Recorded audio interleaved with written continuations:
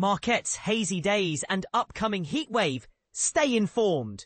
The haze persists, but a wind shift has improved conditions, leaving the air quality index at a moderate level.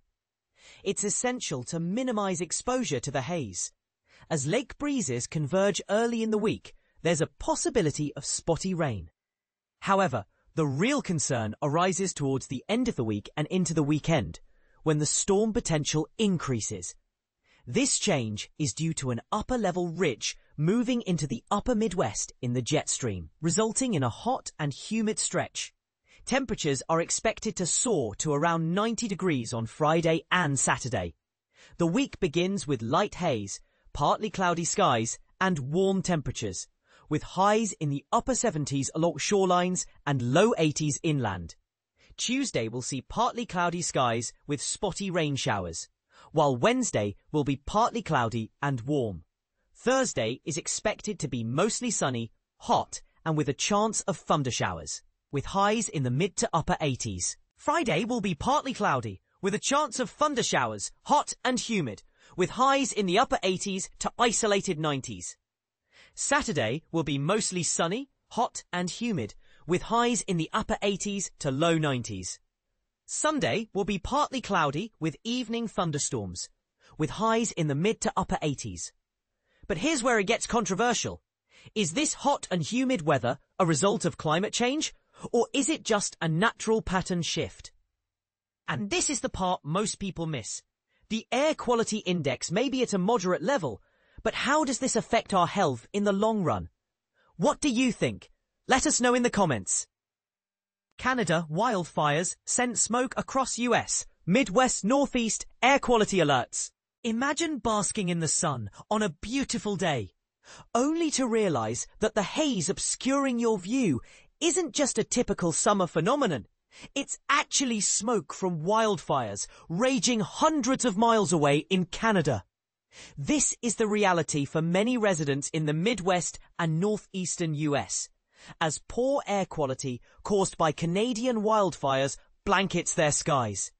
But here's where it gets controversial. The impact of these wildfires on air quality is not just a temporary inconvenience, but a pressing environmental issue that demands our attention.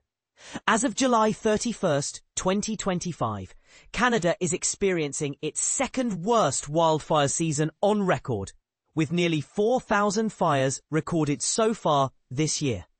The smoke from these fires has been drifting across the border, affecting air quality in several US states.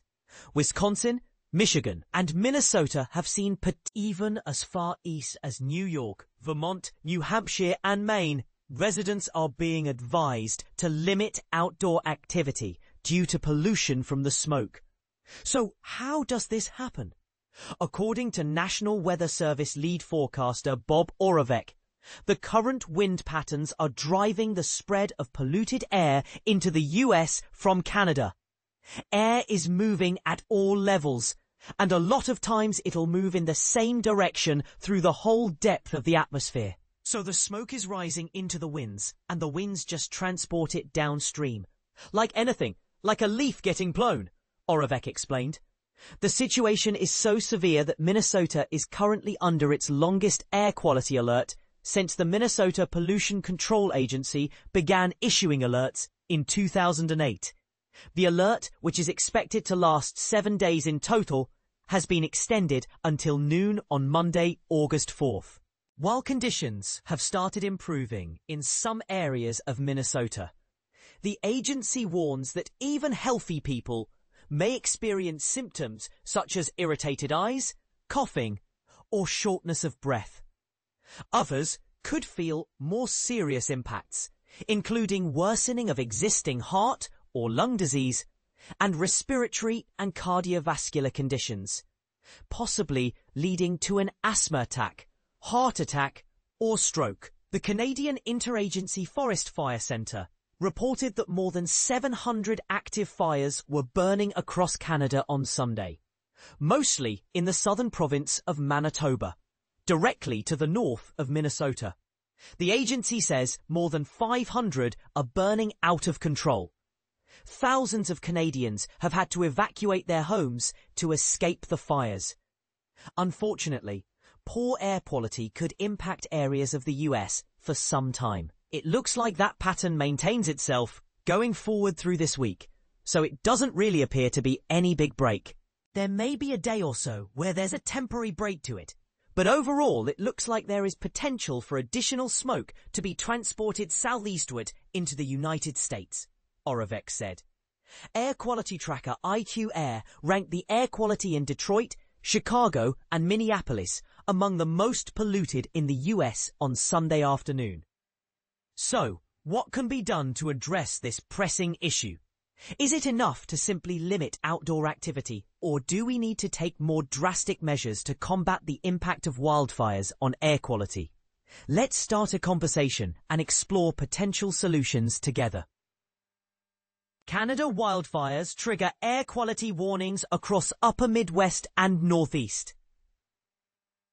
Imagine waking up to a sky so thick with smoke that the sun feels like a distant memory. That's the reality for millions in the upper Midwest and Northeast as Canadian wildfires continue to rage out of control. But here's where it gets controversial. While the immediate health risks are clear, the long-term implications of such frequent, large-scale wildfires are still hotly debated among scientists and policymakers. Let's break it down. As of August 4th, 2025, Canada is battling at least 738 active wildfires, with 201 of them completely beyond containment, according to the Canadian Interagency Forest Fire Centre. These fires aren't just a local crisis. They're sending plumes of smoke across borders, triggering air quality alerts in 8 US states, from Wisconsin to Maine. Cities like Detroit and Chicago have already been labelled among the world's 10 worst for air quality, a ranking that feels surreal for residents used to cleaner urban air. The smoke isn't just a visual nuisance, it's a health hazard. Officials are urging people to avoid strenuous outdoor activity, keep windows sealed and monitor local advisories. And this isn't a short-term fix. Experts predict the smoky skies could linger through Tuesday, with hazy conditions stretching from Green Bay to Boston. But here's the part most people miss. The scale of this disaster is a warning sign. Wildfires are becoming more frequent and intense due to climate change. And the smoke's far-reaching impact shows how interconnected our ecosystems and health are. Should we be investing more in cross-border wildfire prevention strategies? Or is this a natural consequence of a warming planet we're forced to accept? We'd love to hear your thoughts in the comments. Are these alerts enough to protect vulnerable populations? Or do we need